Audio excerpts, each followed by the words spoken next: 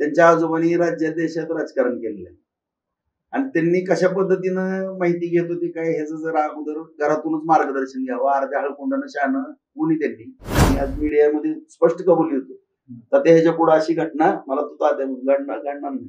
प्रामाणिकपणाने मी म्हणलं असं जर राजकारण करायचं तर आपल्याजवळ असे उच्चार वगैरे एक शब्द ती हत्यार आहे, जपून वापरणं गरजेचं आहे. मी त्याला काय धडे आम्ही देत असतो. आमची मुलं आमच्या कंट्रोलमध्ये ठेवण्याची आम्हाला त्याची जाणीव आहे, माहिती आहे. भाऊ खरं तर काल रोहित पवार जे राष्ट्रवादी काँग्रेस शरद पवार गटाचे आमदार आहेत त्यांनी फेसबुक पोस्ट केली आणि त्यामध्ये आपले पुत्र रणवीर राऊत यांच्यावरती आरोप करण्याचा प्रयत्न केला. बार्शीमध्ये ते त्यांच्या पदाधिकाऱ्यांची गाडी तळफो झाली. त्या गाडी तळफोमध्ये आपल्या रणवीर राऊत यांचा अप्रत्यक्षपणे सहभाग असल्याचं त्यांनी तसं उद्देशून पोस्ट केलेले आहे. काय एकंदरीत मुळातच आज पत्रकार परिषद या ठिकाणी घेण्याचा हाच माझा हेतू आहे की विनाकारण रणवीर राऊत याला बदनाम करण्याचा प्रयत्न त्या ठिकाणी केला जातोय. त्यांनी खरं वास्तविक पाहता त्यांच्या आजोबाच्या पावलावरती पाऊल टाकून काम करतोय असं भासवतात संपूर्ण राज्याला.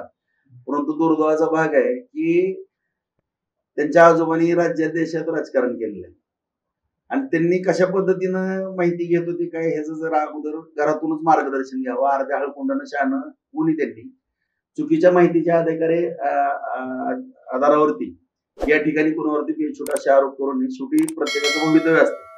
आणि आज इलेक्ट्रॉनिक मीडियामध्ये ती बातमी आली आणि एखाद्यावरती आरोप करत असताना त्याचे परिणाम काय होणार आहेत ह्याचं सुद्धा भान प्रत्येकाने ठेवणं राजकारणामध्ये गरजेचं आहे. त्याच्यामध्ये आमच्या रणवीर राऊतचा मुलगा आहे म्हणून मी बोलत नाही. कुठलाही प्रत्यक्ष अप्रत्यक्ष त्यामध्ये संबंध नाही. जी गाडी जळाली त्यांनी सुद्धा काहीतरी पोलीस स्टेशनला स्टेटमेंट दिलेलं आहे की अज्ञान कोणी केलंय माहित नाही, काही नाही.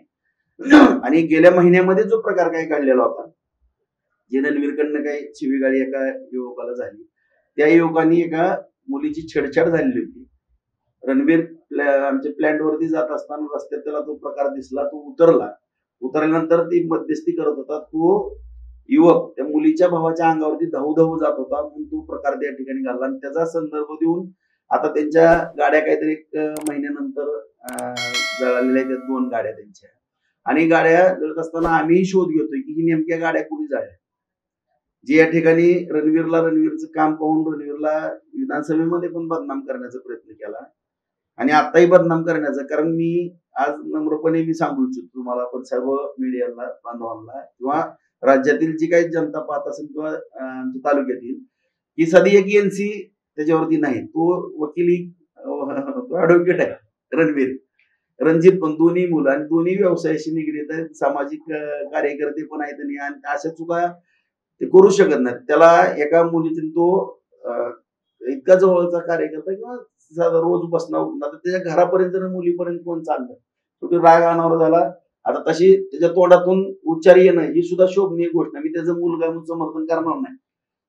त्यांनी त्याला खवळणं किंवा पोलीस स्टेशनला देणं ही योग्य आहे. मी त्याचं वडील असून मी त्या गोष्टी त्यांनी पाळणं, मी त्याला नाराज झालो. 2 दिवस मी सुद्धा त्याला बोललो नाही. मला सुद्धा म्हणाला, मी आज मीडियामध्ये स्पष्ट कबुली होतो. तर ह्याच्या पुढे अशी घटना मला तू घडणार नाही.